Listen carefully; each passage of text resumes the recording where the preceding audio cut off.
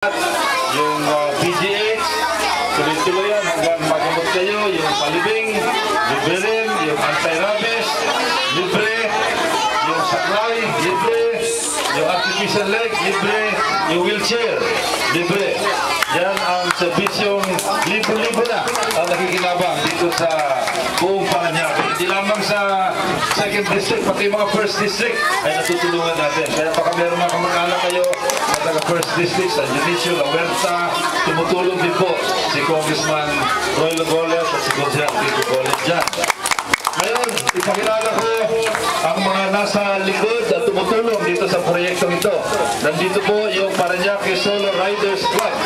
Ang presidente ay si Gavin. Ayan, si Gavin. Makakala nyo, singer sa rock and roll yan, hindi o? Yan ay rider, hindi yan rockstar. Mahaba lang ang buhok. At ang mga kasama niya, dito si Lani. Pakilala mo kayo mga iba. Ayan, may si Lani. Ayan, si Lani Kuya Itoy, Danilo, Albert, Rose, Gagaleo, mga tulungan dyan, si ang game master natin, diba? Ate Ted, Jomong, Adoni, at saka si Commander ni Ikaw, dyan yung mga meter. Ayan, lalo na yung nagluluto. Yung niluluto nila, ito, Oros Caldo ito, yung manok dito, galing pa sa Max. Dito nyo, sa Max galing. Yung manok dito, hindi ito ordinary manok. Galing sa Max, para kayong kumain na rin sa Max. Kapag meron kaming magandang ugnayan sa Max, kaya first class na manok ang ginagamit namin dito. Kaya pagpakan natin. At nandito din yung mga tumutulong na iba galing sa Congressional District Office. Andito ang ating namumuno ng Congressional District Office. Yung sinabi ni Rico kanina, pwede niyong puntaan sa opisina niya o kaya sa Congressional District Office. At nandito sila George Reddy, George, at si Bear Bargo. At yung mga leader naman natin na taga rito, mga leader natin taga rito, andito sila, si Mirna Cahigas. Ayan, si Mirna. Kasama niya si Sinta. At si Ami. Ayan.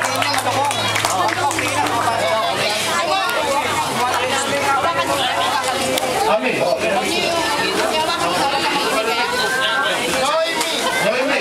Ayan, si Noemi. Ayan, si Noemi. At galing naman sa Nabakitong Balat. Ang lahat ng mga, siyempre, yung mga magulang at yung inyong mga pinuno. Sino ba ang presidente dito sa GSIS? Para may pakilala ko. Wala dito. Pero si Noemi ang tumutulong dito.